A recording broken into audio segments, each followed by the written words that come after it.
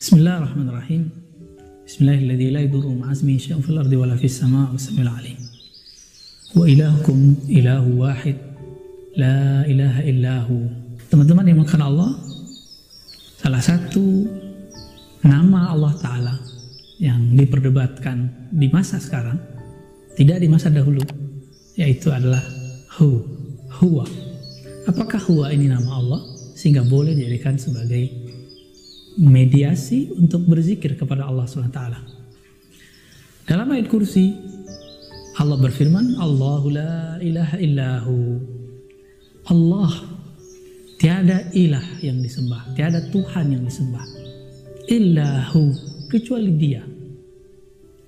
Kemudian yang paling sering kita baca, yang sudah dihafal bahkan oleh anak-anak kita yang masih kecil, Qul huwallahu ahad.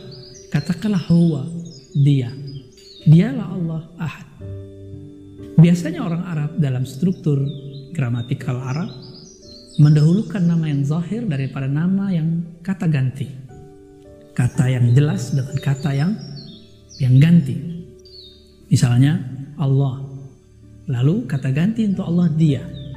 Biasanya disebutkan dulu nama Allah seperti ayat kursi, Allahu la ilaha illa hu.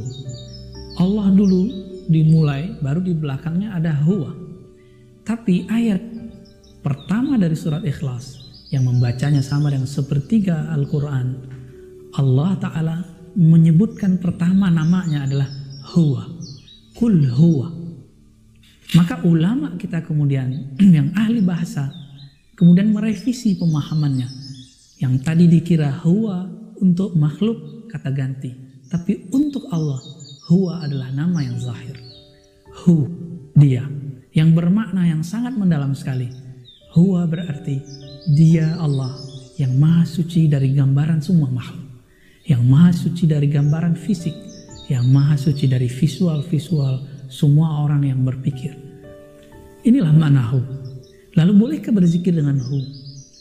Dulu di masa Syekh Muhammad Abduh, ada sahabat beliau namanya Syekh Ali Mahfuz, menulis satu kitab judulnya Al-Ibda' fi Madaril Ibtida', kumpulan tentang kritik terhadap bid'ah-bid'ah yang terjadi dari masa dia hidup sampai dia menjadi ulama, ya, bahkan mungkin sebelum beliau. Dan yang paling banyak dibahas adalah persoalan ahli sufi, ahli tariqah. Salah satu yang menjadi isu berat di situ adalah berzikir dengan ismul fard, al-ismul fard, dengan nama tunggal. Salah satunya adalah hu.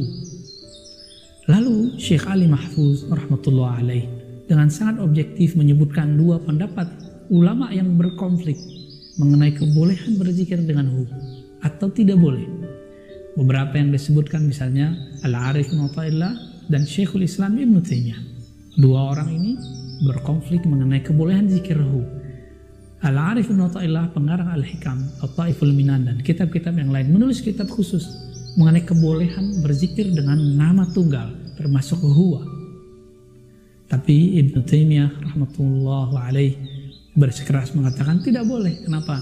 Berzikir mesti dengan kalimat yang sempurna. Kalau berzikir Allah, Allah, hu, ini kalimat yang tidak sempurna. Nah, konflik ini berjalan terus sampai saat ini. Jika kita berkiblat ke Ibn Taimiyah, maka kita akan menentang zikir hu. Jika kita membaca karya Ibn Athaillah dan menerima pendapatnya, kita akan menerima juga zikir dengan hu, dan tentu terjadi konflik. Maka konflik ini hanyalah warisan terdahulu, bukan masalah hal yang baru. Maka teman-teman yang dimakan Allah, terserah ikut yang mana. Tapi saya pribadi mengikuti pendapat Syekh Ali Mahfuz yang kemudian memilih dan menguatkan kebolehan berzikir dengan lafaz hu. Kenapa? Menurut beliau dalilnya baik yang ijmali ataupun tafsili, ulama terdahulu ataupun di masanya itu lebih cenderung berzikir dengan itu. Dan ini terlihat dari ijazah-ijazah zikir ahli tariqah sufi, begitu juga ijazah sebagian ahli hadis. Berdasarkan ini teman-teman Allah, bagi yang berzikir hu Allah, Allahu, maka silakan dibaca karya beliau supaya tambah mantap pendalilannya, penghujahannya. Jika tidak sepakat, silakan mencari kekuatan hujahnya pada Syekhul Islam Ibnu Taimiyah. Semoga umat hatinya terjaga. Wassalamualaikum warahmatullahi wabarakatuh.